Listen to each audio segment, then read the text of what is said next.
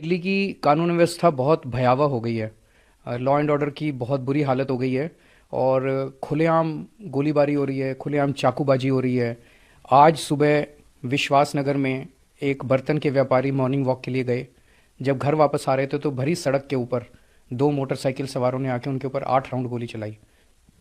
उनकी वहीं स्पॉट पे मौत हो गई।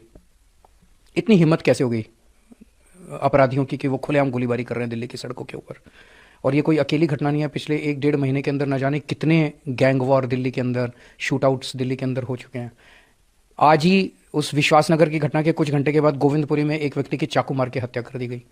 और उसी स्पॉट के ऊपर कुछ दिन पहले गोविंदपुरी में एक पुलिस कांस्टेबल की चाकू मार के हत्या की गई थी। दिल्ली के अंदर व्यापारियों को खुलेआम फिरौती की कॉल्स आ रही हैं। उनको कॉल आती है, इतने करोड़ रुपए यहां पहुंचा दो, नहीं तो तुम्हारे बच्चों को मार देंगे, तुम्हारे परिवार को मार डालेंगे।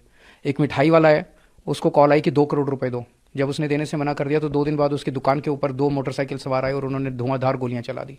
एक कार के शोरूम वाला है, उससे 5 करोड़ रुपए मांगे गए। जब उसने मना कर दिया तो 22 राउंड गोलियां उसके शोरूम के ऊपर चलाई गई।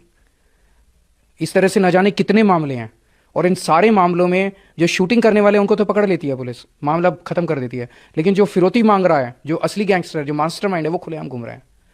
सबको पता है कि 11-12 गैंग हैं जो दिल्ली के अंदर ऑपरेट कर रहे हैं, एक को भी नहीं पकड़ पाए अभी ये लोग।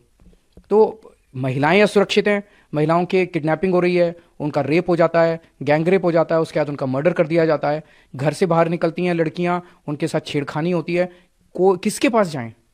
आज सीनियर सिटीजन्स हैं, मैं परसों वहाँ गया था पुष्पांजलि में, वहाँ पे एक 64 साल के बुजुर्ग की चाकू मार के हत्या कर दी गई।